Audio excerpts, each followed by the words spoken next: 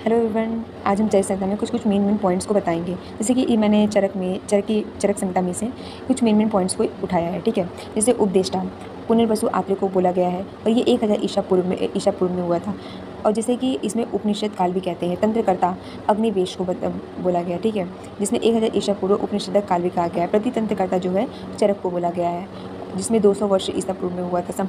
संपूरक जो है दृढ़बल को कहा गया है, जिसमें 4 शती कहते हैं। इसे गुप्तकाल भी कहते हैं।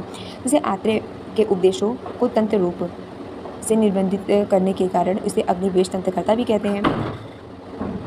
और इसमें फिर अग्निवेश तंत्र का भाषात्मक प्रतिसंस्कर्ता करने के कारण इसे चरक भाषाकर कहते हैं। ठीक है, जो चरक अग्निवेश तंत्र और दृढ़बल चरक संहिता को प्रतितंत्रकर्ता भी कहते हैं। अब कुछ हम लोग यहाँ पर देखेंगे कितने हमारे चरक संहिता में अध्याय और सूत्र, कौन कौन से सूत्र स्थान और कितने सूत्र दिए गए हैं। ठीक है, जैसे कि पहला है सूत्र स्थान, जिसमें 30 अध्याय हैं और 1952 सूत्र हैं। ठीक है, अब निदान स्थान है, इसमें 8 अध्याय हैं और 247 सूत्र हैं। विमान स्थान है, जिसमें 8 अध्याय हैं, 354 सूत्र हैं।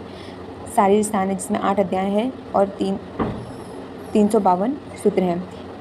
इंद्र स्थान है, जिसमें कि 12 अध्याय हैं और 378 सूत्र हैं। चिकित्सा स्थान है, जिसमें 30 अध्याय हैं और 4904 सूत्र हैं। ठीक है, अब कल्प स्थान है, जिसमें 12 अध्याय हैं और 378 सूत्र हैं। सिद्ध स्थान, जिसमें 12 अध्याय हैं और 700 सूत्र हैं। ठीक है, टोटल हमारे 8 स्थान बताए गए हैं और 120 अध्याय हैं, 9295 सूत्र हैं। ठीक है, अब इसमें कुल औषधियों का योग जो है वो 1950 है, जिसमें से 1600 योग चिकित्सा स्थान में वर्णित है। ठीक है, अब कुल श्लोक जो है 12000 है। ठीक है, जिसमें से